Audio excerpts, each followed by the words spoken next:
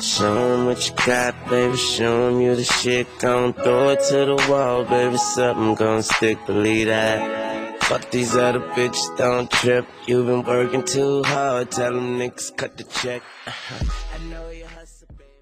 Hello and welcome to Talented Bitches Radio. I'm Mel from TalentedBitches.com. I'm here today with comedian Nate Ford, who I met in Milwaukee with my wonderful comedy partner Blossom. Nate was actually one of Blossom's boyfriends, and I think, Nate, you were actually her favorite. I mean, sorry to start... Well, I better be. Yeah, I mean, sorry to start off on something a little bit emotional, because as we all know, Blossom is no longer with us, but, you know, she's still in my heart. Yeah, and she was kind of a whore, so she was never going to be true to anyone, but I still think you were her number one favorite. I thought so too. Well, good. I really have wanted to tell you that for a long time, so I'm glad we have this chance. Anyway, let's talk about you, Nate Ford. Tell me Yay! Tell me where you're from and how you got started in comedy. Well, I am originally from, born and raised, Boise, Idaho. That's in the United States, near California. It's a pretty cool state. People know us for potatoes. How I got started in comedy, I'll try to make a long story short. My first passion was theater. I did a lot of theater like in high school, then community theater outside of high school. And I got involved with a ballet. I did a ballet. I'm a fat dude, and I did ballet. What happened was my mom lives next door to the artistic director. Do you have a picture of that? What's that? Do you have pictures of you doing the ballet? I think there's videotape somewhere. I'm just not sure where it's at.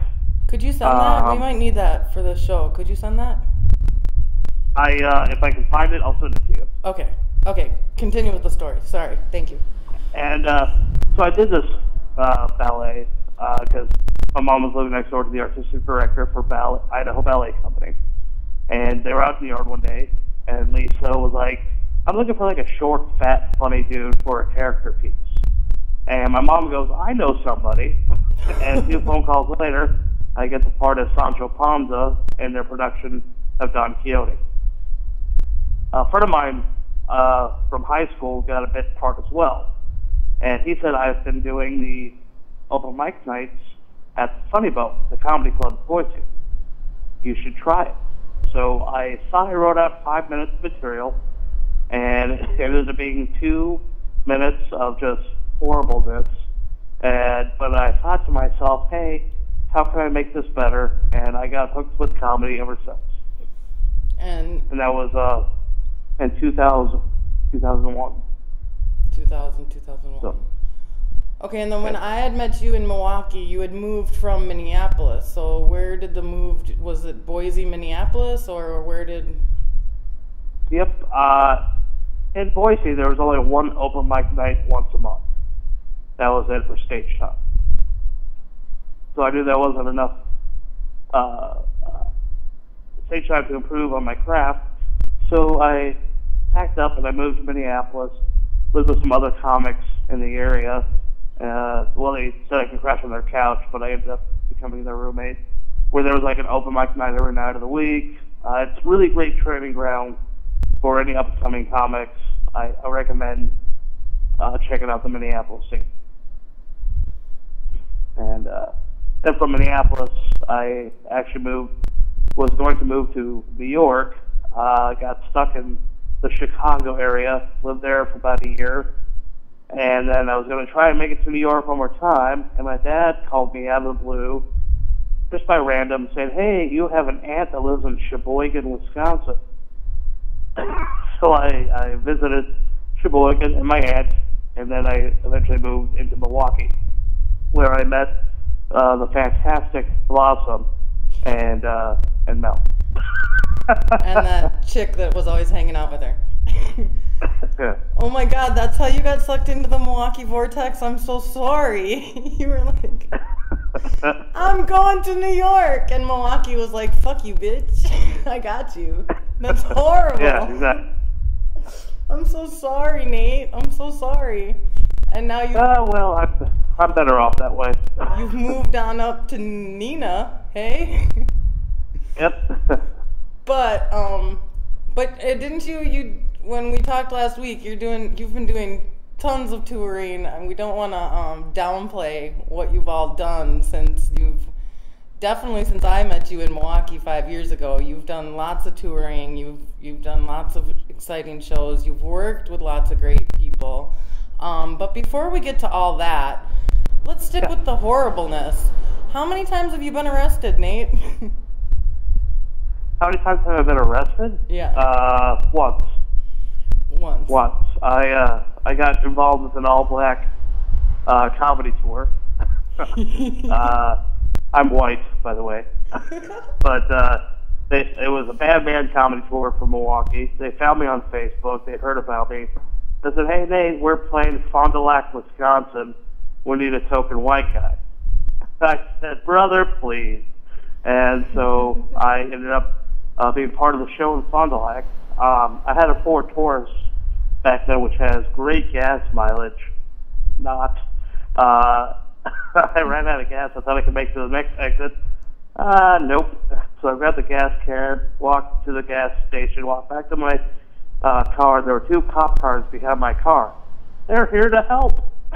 Nope. They arrested me because I had 2 warrants for my arrest because I thought I took care of some tickets back in 2007. So they hauled me off to jail. At that time, I called Brendan O'Day, a mutual friend of ours. Yeah. A very nice guy, just a total sweetheart. Bailed me out and then drove me all the way to Fond du Lac, and I was the only comic on time.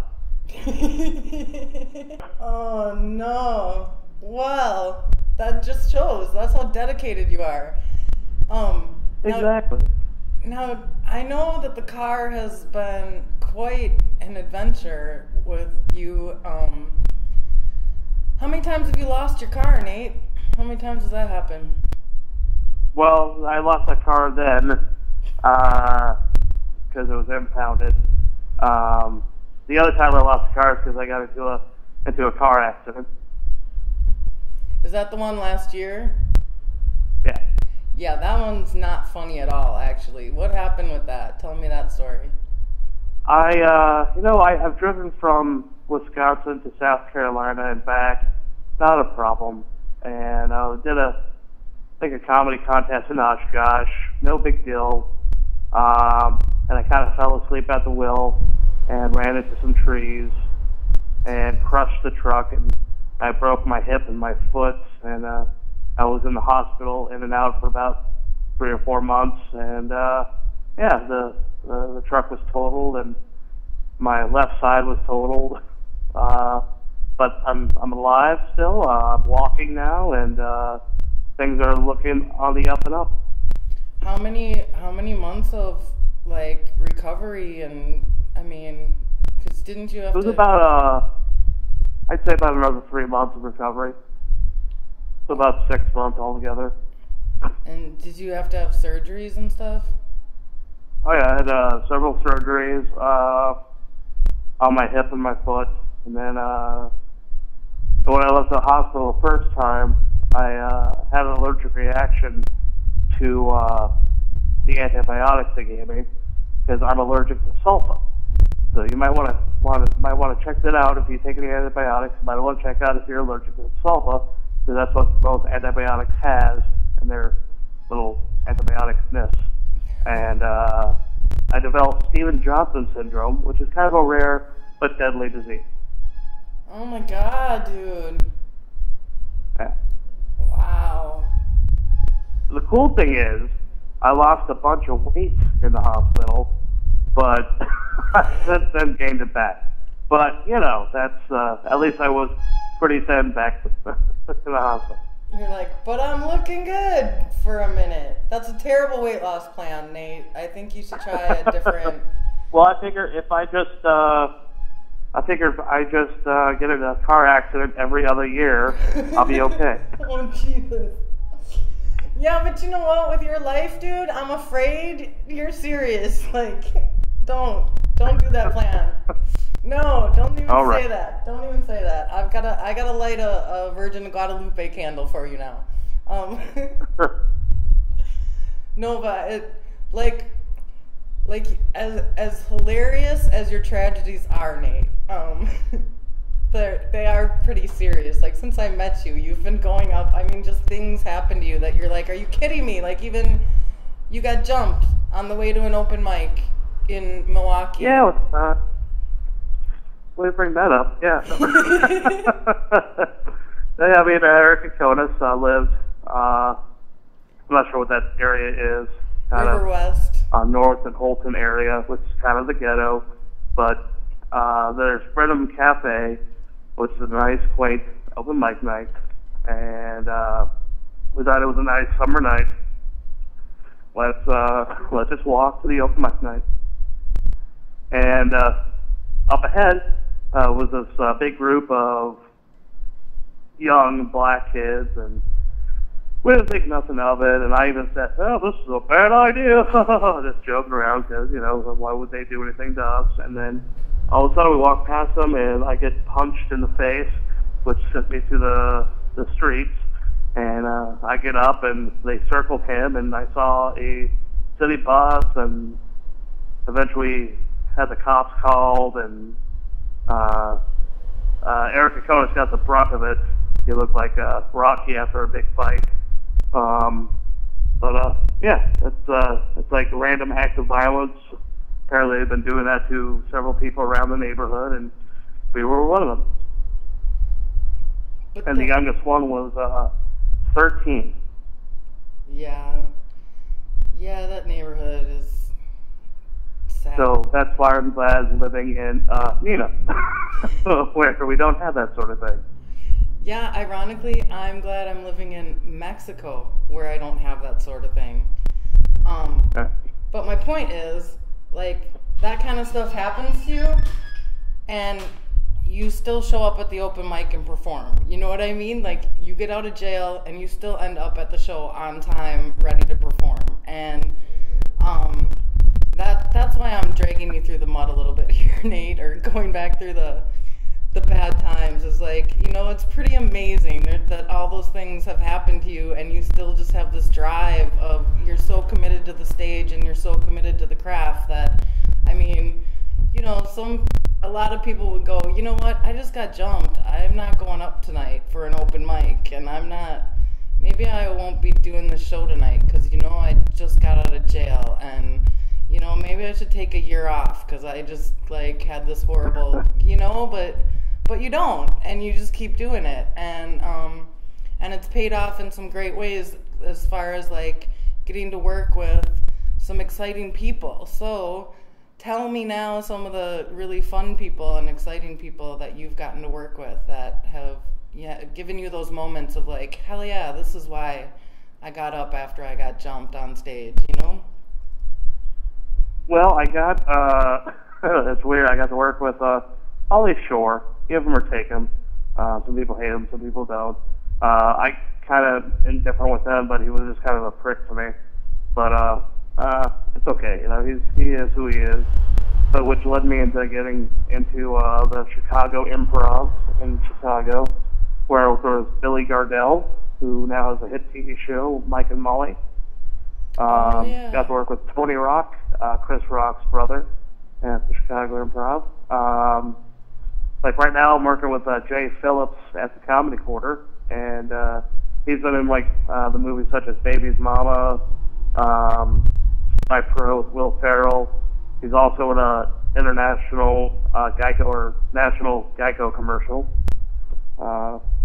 If you ever seen the one with two guys in a boat and there's a leak in the boat and the duck is sticking his head in, well, he's a black guy on there, not the white guy. Or the duck. He's not the duck. He's not the duck. And got to work with Gallagher. Huh? He's still alive, sort of. Wow. Sort of. Got to hang out with Steve-O from Jackass. We got to work with Carlos Mencia. Nothing to brag about, but he sells out shows. Did you talk to him and a bunch of other people. Did you talk to him about his favorite subject, about being a thief? No, I didn't get into that. Really? Yeah. I mean, he was working at the Comedy Quarter at the time, and I had to be pleasant to him. You're too nice. I think he can handle it. Like, he must be kind of used to comics just walking by, spitting on him. Be like, hey, what's up? That guy's got some balls, to like show his face around after all the blatant stealing that he's done. But I was technically working at the Comedy Quarter at the time, running sound. So it was kind of a job type of thing at the time. Well, you take your job too seriously, I think. Anyway. Well, I do. Didn't you also work with Mitch Fatal? Is that true? I did. I opened the show for him. In fact, there's a picture on my Facebook, Nathan Scott Ford. That's how you can find me, the full name. There's a picture of me wearing one of his shirts, which is usually for the ladies. It's pretty ugly, but it's funny. It's funny. What does it say? I don't remember what it says. I forgot what it says, but it's pretty funny. But it doesn't fit me, and it's like a shoulder strap shirt, like a tank top. Oh, like you're literally wearing one of his shirts, not like one of his merchandise shirts. No, his shirt, his merchandise shirt, but it's made for a female. Okay. Now I just caught up. I'm here now. And so we took a picture, me in the middle, then Mitch Fatel to the right, and Gary Cannon to the left. And so yeah, it's on Facebook. It's funny. When you said for a woman, but if you look at my current picture, I look like a celebrity. Nate, you always look like a celebrity. I wore a cowboy straw hat and sunglasses, and I look like Hank Williams Jr. Are you ready for some football? If he were a hobbit. Oh. I don't know. I think his real name is Bosafat or whatever. Bosafisa. What is it? Bold Freeman? I don't know. I don't know his real name. I don't know either. I'm not dorky enough to know all the Lord of the Rings. And I should, because I'm definitely a dork. So I should know those things, but I haven't done my nerd homework. I'll admit it. Well, you better.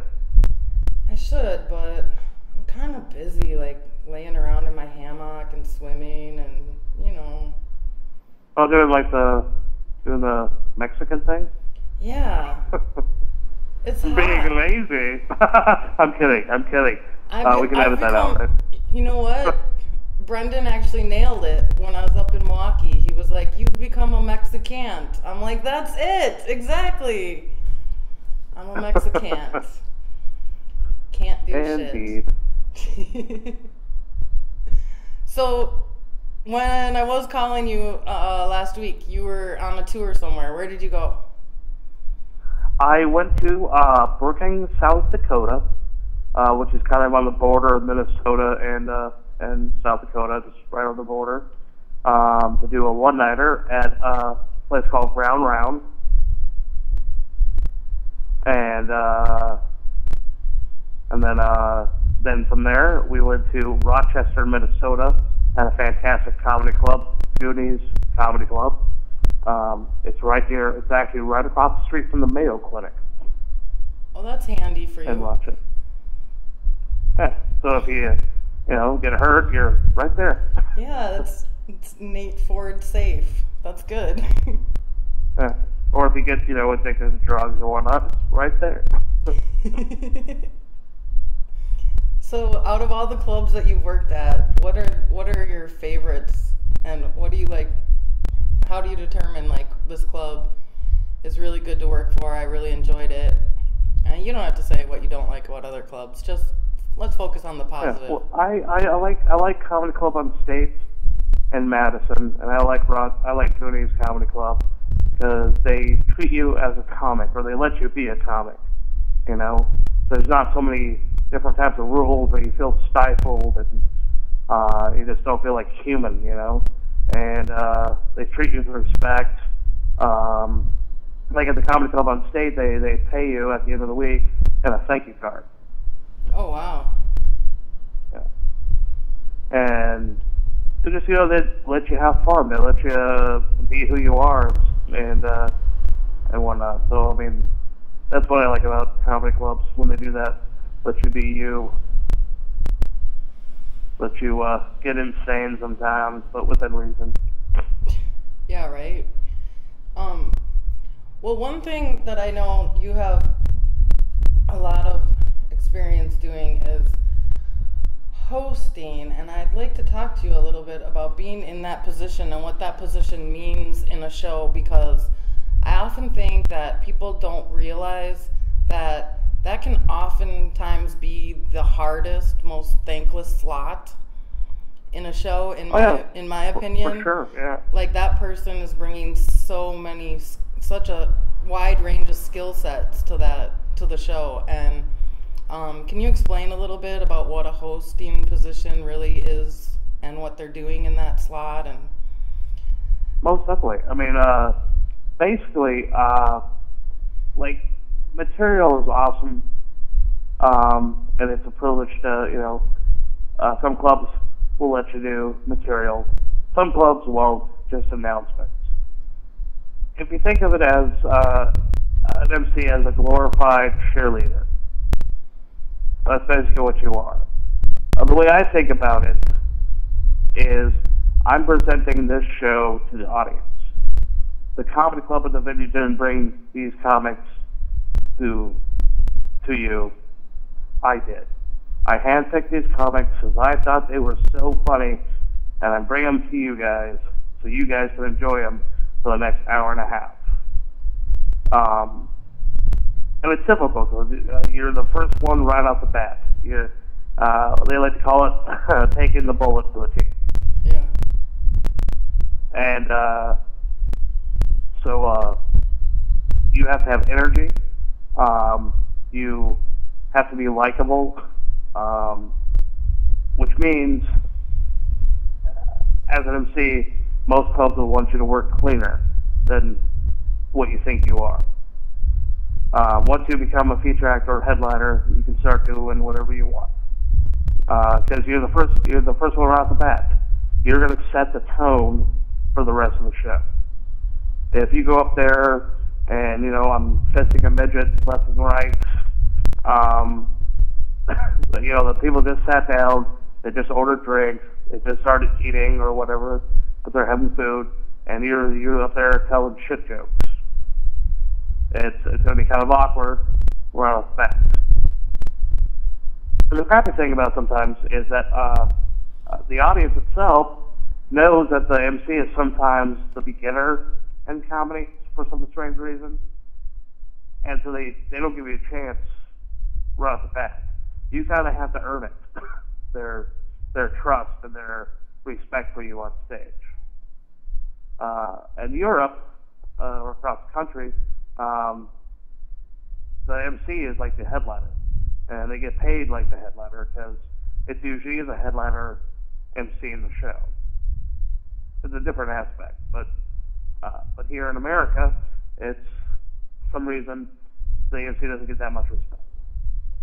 I mean, so it's the hardest position of the show. Feature act, easy. You get in there 20, 25 minutes of your best stuff, boom, boom, boom.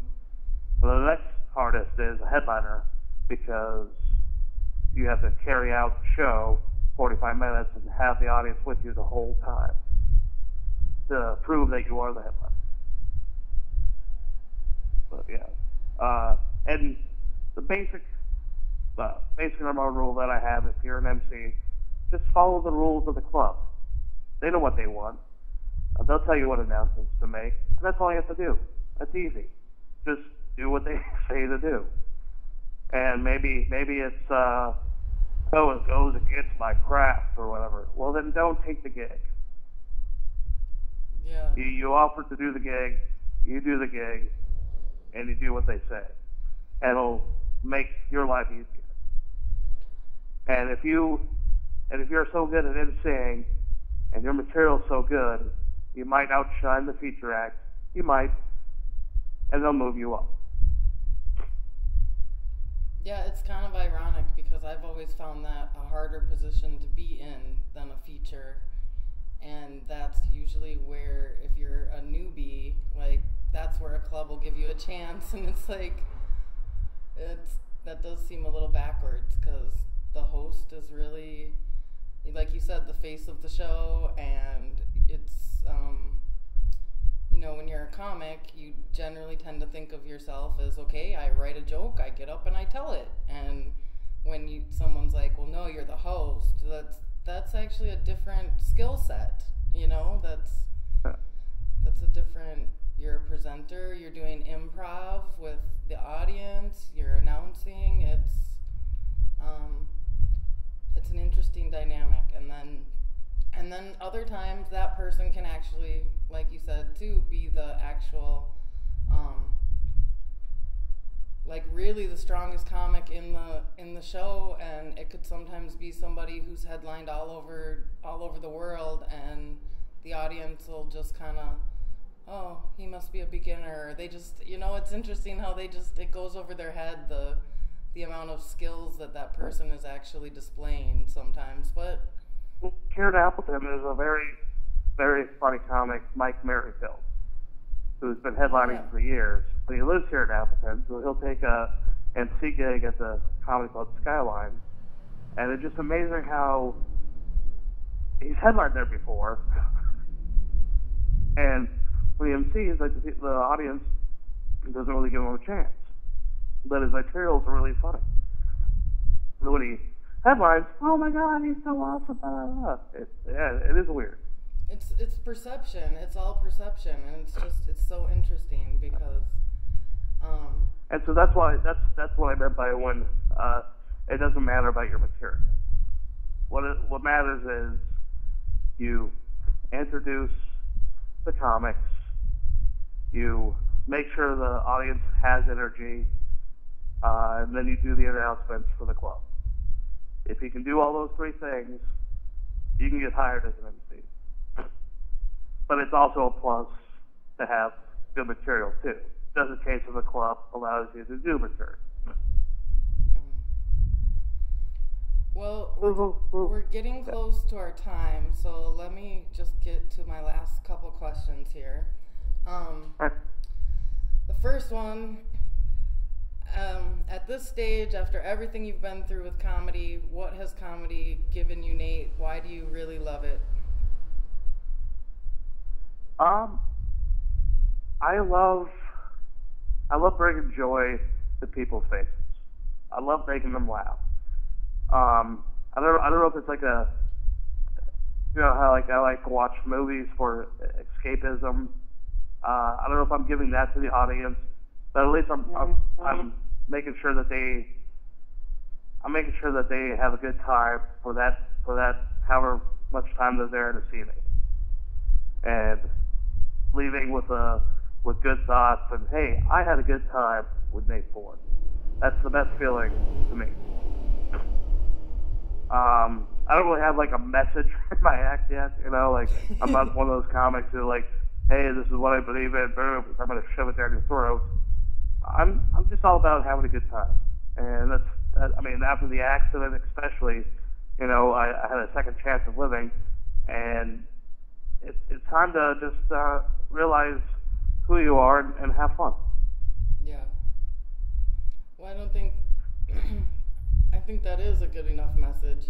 Like I always say, I'm not on a soapbox, I'm on a comedy stage, and that's the job, is to make you smile. So if I have a message message that gets through every now and then, that's great. But, you know, yeah, the main objective is to put smiles on people's faces because they're stressed and they came out to have a good time, and that's doing your job, you know?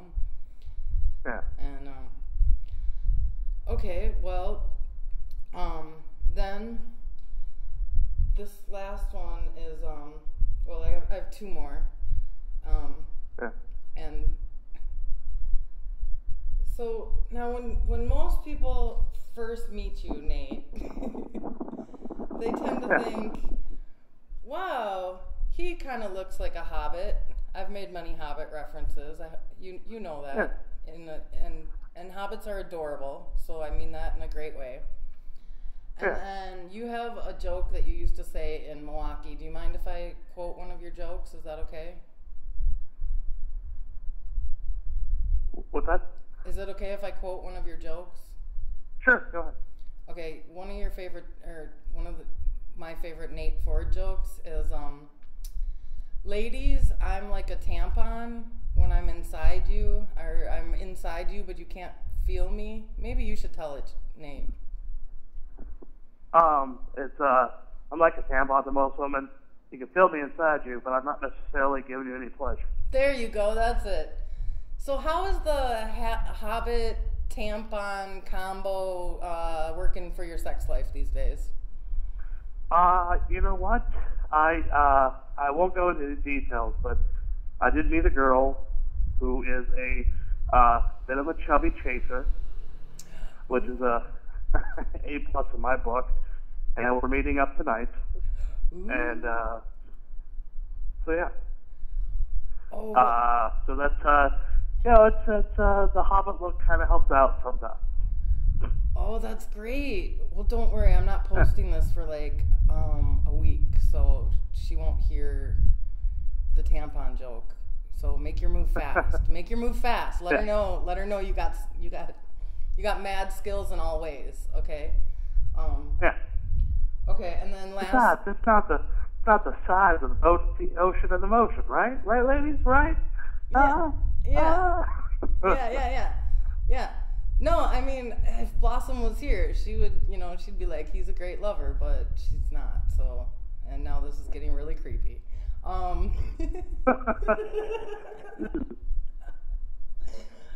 did not have sex with Blossom.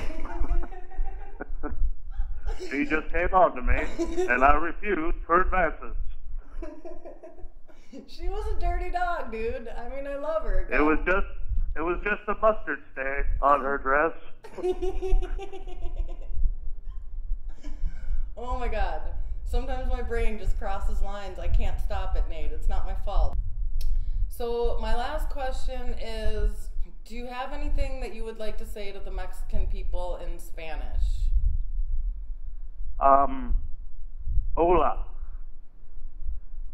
That's all I know. Is todo? Or do you know something? Is todo? I just want... No más español, es todo español. I can't even do it. If you can say it, peace, love, and happiness. Okay, it's país, amor y feliz. I don't know. There's nobody. There's nobody here to correct me, so we'll say that's right. All right. All right. Well, do you have any upcoming shows or anything you want to tell how people can find your comedy? You're on Rooftop Comedy. If people want to look up Nate Ford, or is it Nathan Ford? Well, I'm on Facebook, Nathan Scott Ford. If this gets out before July 22nd, I'll be at the Oneida Casino in Green Bay.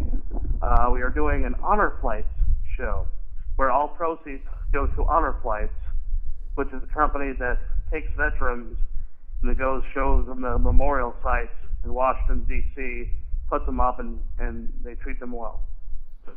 Oh, cool. Yeah, it'll be out on the 18th, so yes, that will be out before then. And you can check out heartlandcomedyexpress.com, and that gives you a little bit more information about Honor Flights and what we do. Wait, it cracked a little bit. What is it again? It's heartlandcomedyexpress.com. heartlandcomedyexpress.com. Heartlandcomedyexpress.com. Okay. Yeah, heart, like heart from your chest, heartlandcomedyexpress.com. Okay. All Yeah. right. Well, it was totally Yeah. great talking with you, Nate. I miss you, my little hobbit. I miss you too. You'll have to come down here someday and I'll throw you in the pool. Yes. Awesome. Well, you take care of Sounds like yourself. fun. No more accidents. just- No more arrests. No. Only comedy success. Yeah. And have a good time on your date, baby. Sweet. All right. Bye, Nate All right. Ford. We'll talk to you later. Hello, everybody, and welcome to Talented Bitches Radio. I'm Mel from TalentedBitches.com, and today I am here with comedy and wonderful hobbit-like man, Nate Ford. Wait, I said that wrong. I called you comedy.